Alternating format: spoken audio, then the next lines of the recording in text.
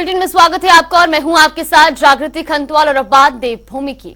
मुख्यमंत्री पुष्कर सिंह धामी ने पूर्व प्रधानमंत्री स्वर्गीय अटल बिहारी वाजपेयी जी की जयंती पर उन्हें श्रद्धांजलि अर्पित की।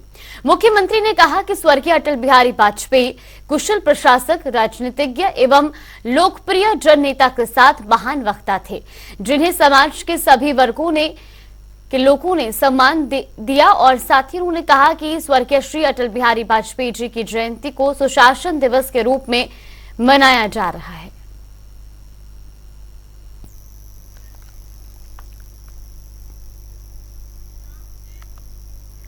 पूर्व प्रधानमंत्री अटल बिहारी वाजपेयी की जयंती को पूरे देश में सुशासन दिवस के तौर पर मनाया जा रहा है। इसी कड़ी में प्रदेश में भी भाजपा के हर बूथ स्तर पर सुशासन दिवस मनाया जा रहा है। इसके तहत आयोजित कार्यक्रम में पार्टी के तमाम नेता सहित कार्यकर्ता भी मौजूद हैं।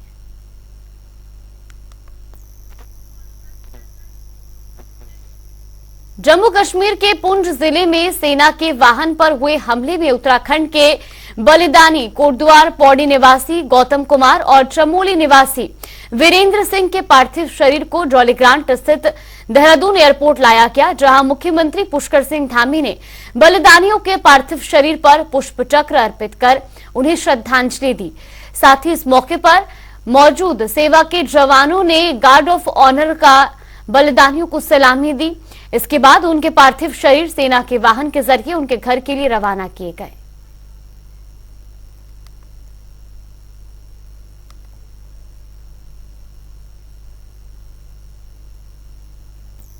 भू कानून और मूल निवास की मांग को लेकर तमाम राजनीतिक संगठनों ने राजधानी देहरादून में रैली निकालकर विरोध प्रदर्शन किया। वहीं भाजपा प्रदेश अध्यक्ष महेंद्र भट्ट ने कहा कि राजनीतिक दल संघर्ष समिति के नाम पर उत्तराखंड की जनता को भ्रमित करने का काम कर रही है। उन्होंने कहा कि संघर्ष समिति न रहकर वो सभी दलों के राजनीति का मंच बन गया है, लेकिन कुछ भी हो, जनता बीजेपी के साथ है।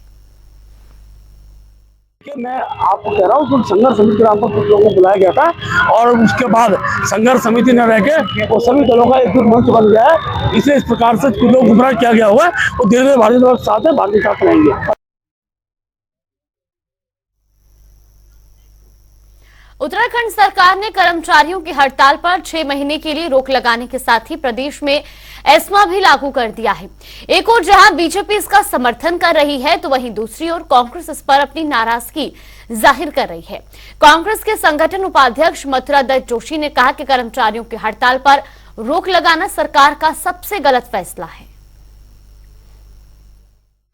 कर्मचारियों की हड़ताल में पाबंदी लगाना इस सरकार की सबसे बड़ी कमजोरी है। कर्मचारी सरकार की रीढ़ की हड्डी है, पार्ट एंड पार्सल है। कर्मचारियों से बात करनी चाहिए और सरकार तो गार्जियन के रूप में काम करती है। सरकार को कर्मचारियों की समस्या का समाधान भी करना चाहिए, उनसे बात भी करनी चाहिए। हालांकि ये प्रदेश निश्चित रूप से हड़ताली प्रदेश नहीं बनना चाहिए और कर्मचारियों को भी एक उदाहरण पेश करना चाहिए कि किस तरीके की कभी हड़ताल वाली स्थिति न बने।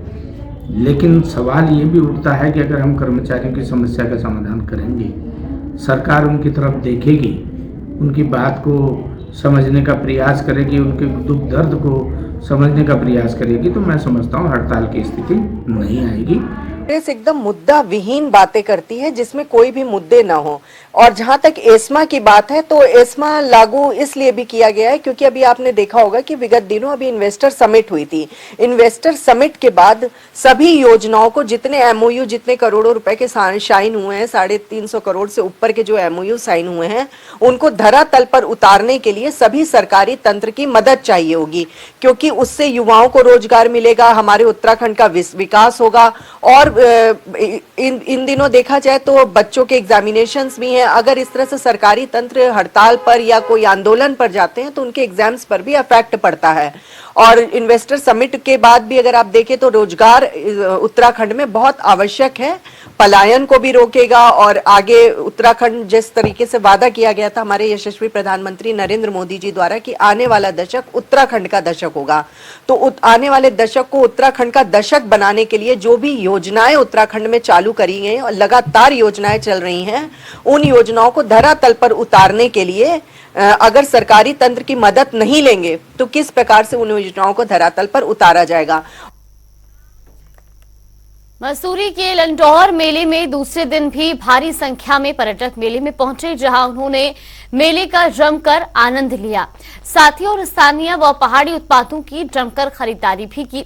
वहीं मेले में रोटरी क्लब की ओर से स्थानीय बच्चों के बीच चित्रकला प्रतियोगिता का आयोजन किया गया, जिसमें बड़ी संख्या में बच्चों ने प्रतिभाग किया। ये 9th एडिशन है लैंडौर मेले का, 9वां साल है। अगले साल हम कोशिश करेंगे इसको थोड़ा और बड़ा करें। इस मेले का मेन ऑब्जेक्टिव ये रहता है कि यहाँ के जो लोकल क्राफ्ट्स हैं, आर्टिस्ट हैं, फार्मर्स हैं, उनको एक शोकेस करने का मौका मिले। तो रफली हम लोग ने 8-9 स्टॉल्स से शुरू करा था। आज हमारे पास 35 स्टॉल्स के आसपास हैं। ज़्यादातर लोग देहरादून से हैं, कुछ मसराना से, आसपास के गांव से हैं, जो अपने गर्म कपड़े, शॉलें ये सब भी लगाते हैं और गढ़वाली खाना, थोड़ा लोकल फूड हम यहाँ पर प्रमोट करने की कोशिश करते हैं हर साल।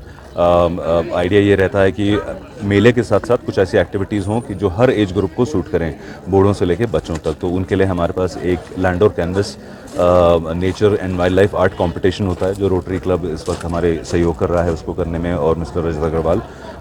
ये बच्चों के लिए है, 6 साल से लेकर 13 साल 14 साल तक के बच्चों के लिए, जो केलॉग्स मेमोरियल चर्च पे है।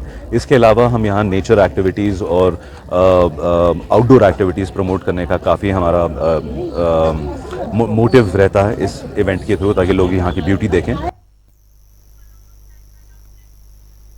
मसूरी अंतर्राष्ट्रीय फिल्म महोत्सव का आगाज हो चुका है। महोत्सव के पहले दिन गंगा नदी पर डॉक्यूमेंट्री को प्रदर्शित किया गया। डॉक्यूमेंट्री में नदी की सांस्कृतिक और अमूर्त विरासत के साथ ही गंगा के आसपास रहने वाले समुदायों के पहलुओं का एक रोचक विवरण पेश किया गया। तो वहीं फिल्म फेस्टिवल के निदेशक और आयोजक गोपाला कृष्णा ने बताया कि फिल्म फेस्टिवल का उद्देश्य उत्तराखंड और गढ़वाल क्षेत्र में सिनेमा को प्रोत्साहित करने से है।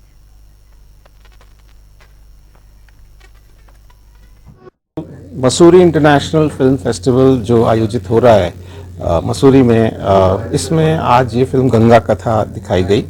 ये 4 फिल्म हैं, दरअसल 4 फिल्म डॉक्यूमेंट्री फिल्म्स हैं, और ये एक सीरीज़ है जो नमामि गंगे या national mission for clean Ganga ने बनवाई है, जिसमें हमने गंगा के दोनों तटों पर जो हेरिटेज है, जो विरासत है, उसको दिखाने की कोशिश की गई है। जो पहली फिल्म है वो गंगा के दर्शन शास्त्र और गंगा का जो महत्व है उसके बारे में है, और दूसरी फिल्म गंगा के दोनों तटों पर जो इमारतें हैं, जो बिल्ट हेरिटेज है उसके बारे में है, और फिर एक फिल्म है नेचुरल हेरिटेज पे, जो प्रकृति गंगा के तटों पे हमें मिलती है, जो वन्य जीव हैं, जो घास हैं, पेड़ हैं, जंगल हैं, उसके ऊपर है। और जो आखिरी फिल्म है वो अमूर्त विरासत जो गंगा की है। एरो एडवेंचर टूरिज्म को बढ़ावा देने के लिए हरिद्वार में बनाए जा रहे जियो क्राफ्टर के रनवे का काम फिलहाल रोक दिया गया है। यूपी सिंचाई विभाग ने बैरागी कैंप स्थित जमीन को अपना बताते हुए जिला प्रशासन को काम रुकवाने के लिए पत्र भेजा। इसके बाद रनवे बनाने का काम फिलहाल धीमा पड़ गया है। 15 जनवरी के जायरो क्राफ्टर फ्लाइंग को विधिवत रूप से शुरू करने की योजना थी। हालांकि जिला पर्यटन अधिकारी का कहना है कि रनवे के लिए अस्थायी निर्माण किया जा रहा है, इससे यूपी सिंचाई विभाग को कोई नुकसान नहीं होगा। प्रदान करने के बाद ये अस्थायी पूरा स्पॉट बना दिया गया है। उसमें हमें 200 वर्ग मीटर की चौड़ाई और 1200 वर्ग मीटर की लंबाई का हमें स्पॉट मिला हुआ है, और उस पर जो है अभी अस्थायी रूप से बनाया गया है, उसका ट्रायल हुआ है, और इस पर जो है उच्च स्तर से, क्योंकि उस पूरे परिक्षेत्र के बाढ़ परिक्षेत्र अधिकारी जिलाधिकारी हैं, उनके द्वारा अनुमति दी गई है। इनके सिंचाई विभाग की स्तर से उप राजस्व अधिकारी से एक पत्रालेख निर्माण इकाई को गया था, उसका जो है जवाब जिलाधिकारी स्तर से उनको भेज दिया गया। देहरादून में क्रिसमस और न्यू ईयर को लेकर पुलिस प्रशासन ने सुरक्षा के पुख्ता इंतजामों की तैयारी शुरू कर दी है, जिसको लेकर एसएसपी अजय सिंह ने कहा कि किसी प्रकार की यातायात में दिक्कत ना हो सके, इसके लिए रूट पहले से डाइवर्ट कर दिए जाएंगे। साथ ही कहा कि हमारा फोकस मसूरी मॉल रोड पर रहेगा, जहां पहले से ही बुकिंग कर ली जाती है। से त्योहार का सीजन शुरू था, नए साल का आगाज भी शुरू हो चुका है। ऑलमोस्ट देख रहे हैं टूरिस्ट बड़ी संख्या में यहाँ पर आ रहे हैं। होटल वगैरह जो माल रोड मसूरी हर जगह जो भी है उत्तराखंड में सब है, और देखा जाए खासकर देहरादून में भी सभी जगह बुकिंग है। तो तैयारी हमारी खासकर फोकस हमारा माल रोड है, मसूरी का एरिया है, रोड है, ट्रैफिक है, डाइवर्जन अच्छे से हो जाए उसके लिए रखा है, टूरिस्ट को ज्यादा दिक्कत ना हो, पहले से ही डाइवर्ट हो जाए, एयरपोर्ट से आए लोग डाइवर्ट होकर सीधे आउटर बाहर निकल के मसूरी पहुंच जाए। ये सारी व्यवस्था की गई है और सेक्टर वाइज जोन वाइज इसमें ड्यूटी लगाई गई है, जिससे कि किसी जोन सेक्टर में कोई दिक्कत आती है तत्काल पुलिस अटेंड करें। क्रिसमस और न्यू ईयर को लेकर जिम कॉर्बेट नेशनल पार्क के सभी पर्यटन जोन फुल हो चुके हैं। कॉर्बेट के आसपास के रिजॉर्ट भी 25 दिसंबर से 1 जनवरी तक लगभग 70% फुल हो चुके हैं, जिससे पर्यटन कारोबारियों में खुशी की लहर है। कॉर्बेट पार्क आने वाले पर्यटकों ने बताया कि वो लंबे समय से यहां आ रहे हैं और यहां की जैव विविधता, जंगलों के बीच बने इन रिजॉर्ट में न्यू ईयर मनाते हैं, जो कि अपने आप में रोमांचक है। जी हाँ, थर्ड टाइम आ रहे हैं हम, काफी अच्छा रिव्यू है। हम Jim Corbett new year specially new year के लिए आए हैं, तो थर्ड टाइम में हम लास्ट ईयर भी आए थे, तो हमें काफी अच्छा लगा यहाँ पे। नमस्कार, मेरा नाम मोनिका है, मैं बैनियन रिट्रीट में रिजॉर्ट मैनेजर हूँ। देखिए, हमारी तैयारी पूरी चल रही है न्यू ईयर और क्रिसमस को लेके। क्रिसमस का तो हमारा ऑलमोस्ट सोल्ड आउट ही है, हमारा 80-90% हमारे रूम लग चुके हैं यहाँ पर, और न्यू ईयर की भी काफी अच्छी बुकिंग आ रही है। जो पर्यटक है काफी वो अपना यहाँ पर देख रहे हैं, हमारी बुकिंग के लिए कॉल्स भी आ रही हैं, और 70% तक हमारा होटल लग चुका है। हम लोग ने एक अच्छा पैकेज भी बना रखा है, जिसमें हम लोग बोनफायर दे रहे हैं, कुछ हमारे पास एक्टिविटीज भी हैं जैसे जिप लाइन वगैरह, ये सारी चीजें भी हम लोग पैकेज में इंक्लूड कर रहे हैं। देखिए, अभी तक के हिसाब से तो बुकिंग ठीक चल रही है, बट थोड़ा कोरोना वायरस की वजह से, जो नया वायरस है उसकी वजह से थोड़ी सी बुकिंग्स में ऊपर नीचे हुआ है। बट उम्मीद करते हैं कि जिस तरीके से सरकार और सब लोगों की पॉलिसी है, हम लोग अपना पर्यटन सीजन अच्छी तरह करेंगे। देखिए, क्रिसमस और 31st को लेके कॉर्बेट टाइगर रिजर्व में काफी ज्यादा रश रहता है, काफी ज्यादा पर्यटक आते हैं। तो टाइगर रिजर्व में इन पर्यटकों की आड़ में कोई अवैध गतिविधियों को अंजाम देने के लिए इंसान आए, तो उसके लिए भी हमारी व्यवस्थाएं पूरी हैं। इसके लिए संयुक्त गश्त की जा रही है लगते हुए रीजन से, और जो हमारी दक्षिणी सीमा है अत्यंत संवेदनशील है, इसमें विशेष रूप से गश्त की जा रही है। उत्तराखंड में बादलों के बीच धूप की आंख में चोली जारी है। हालांकि मौसम विभाग ने प्रदेश में 2 दिन बारिश बर्फबारी का पूर्वानुमान जारी किया था, लेकिन चोटियों पर बेहद हल्का हिमपात हुआ। वहीं मौसम विभाग के अनुसार आज ज्यादातर क्षेत्रों में मौसम शुष्क रहने का अनुमान है। प्रदेश भर में खिली धूप दिख सकती है, तो वहीं मैदानी इलाकों में हल्का और मध्यम कोहरा रहने के आसार है।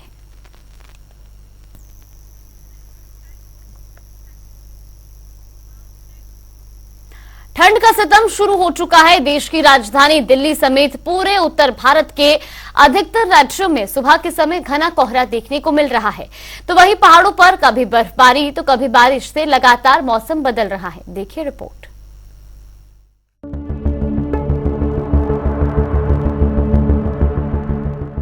ठंड का सितम शुरू हो चुका है। देश की राजधानी दिल्ली समेत पूरे उत्तर भारत के अधिकतर राज्यों में सुबह के समय घना कोहरा देखने को मिल रहा है। सुबह के समय सड़कों पर विजिबिलिटी कम हो रही है। पहाड़ों पर कभी बर्फबारी तो कभी बारिश से लगातार मौसम बदल रहा है। राजधानी दिल्ली की बात करें तो यहाँ हवा की रफ्तार तेज हो रही है।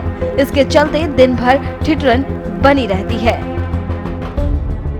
फिलहाल सुबह और शाम के समय बर्फीली हवाओं के चलते ज्यादा ठिठुरन महसूस की जा रही है।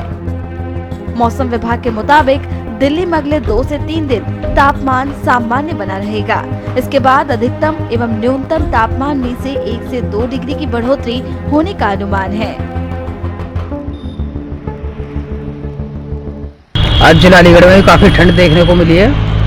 यहाँ भी ठंड का काफ़ी असर है। कोहरे के बाद थोड़ा वो बर्फ सी भी दिखाई दी है ज़मीन पर। जैसे पहाड़ी क्षेत्र में तो बर्फ़ पड़ी रही है, यहाँ भी काफ़ी ठंडा मौसम है। आग से कैसा महसूस हो रहा है? आग से काफ़ी अच्छा महसूस हो रहा है। सुबह 6 बजे से आग पर ही बैठे हुए हैं। ठंड तो परसों भी बहुत ही ठंड, आज भी बहुत बर्फ पड़ रही है बाहर पहाड़ी इलाकों में। उसी हिसाब से आपको यहाँ भी देख के ठंड का प्रभाव पड़ रहा है। आज ठंडी, आज सुबह शीत लहर सी भी चली थी, कोहरा भी बहुत था, पर अब तो थोड़ा धूप निकल आया, इस चक्कर में कोहरा भी कम हो गया है, पर ठंडक भी है, हाथों को थोड़ा जलन दे रही है। एक्चुअली हम तो वेट करते हैं ठंड दिल्ली में आए और हम एंजॉय करें इसको, ठंड को, लेकिन नो डाउट कई लोगों के लिए बड़ी प्रॉब्लम वाली बात है और साथ में पोल्यूशन का लेवल भी बड़ा हाई है और ठंड में और ज़्यादा बढ़ जाता है उस केस में। जिनको अस्थमा वगैरह है या सांस की प्रॉब्लम, उनके लिए दिक्कत ज़्यादा है, लेकिन मैं स्वस्थ हूँ इसलिए एंजॉय करता हूँ इस चीज़ को, ठंड को। हाँ, धुंध की वजह से नो डाउट विजिबिलिटी बहुत कम हो गई है, इवन जैसे सामने शायद 100 मीटर दूर भी नहीं है, इंडिया गेट नज़र नहीं आता है प्रॉपरली, उस हिसाब से धुंध वाली बात ज़रूर है। एक सबसे ज़रूरी चीज़ जो बच्चों के लिए और अपने लिए कि वुलन्स प्रॉपर पहनो और बाहर जितना कम हो सके निकलो। पॉल्यूशन वैसे ही बहुत ज़्यादा बढ़ा हुआ है और वेदर उसके हिसाब से बहुत ठंडा हो रहा है, तो जितना हो सके प्रोटेक्ट करो, स्पेशली छोटे बच्चे जो हैं इस समय, क्योंकि कफ और कोल्ड बहुत ज़्यादा उनमें बढ़ रहा है। हॉस्पिटल भी लेके जाओ या डॉक्टर के पास भी लेके जाओ तो वहाँ पे पहले इतने बच्चे बैठे हुए होते हैं, तो बहुत घबराहट होती है कि कोरोना का भी दस्तक दे रहा है। तो उस हिसाब से कि प्रिकॉशंस लेनी चाहिए, मास्क ज़रूर पहनना चाहिए बाहर निकलते समय और वुलन्स प्रॉपर पहन के घर से निकलें। बता दें कि भारतीय मौसम विभाग ने पहले ही पंजाब, हरियाणा, राजस्थान, उत्तर प्रदेश के कई इलाकों में घने कोहरे का अलर्ट जारी किया था।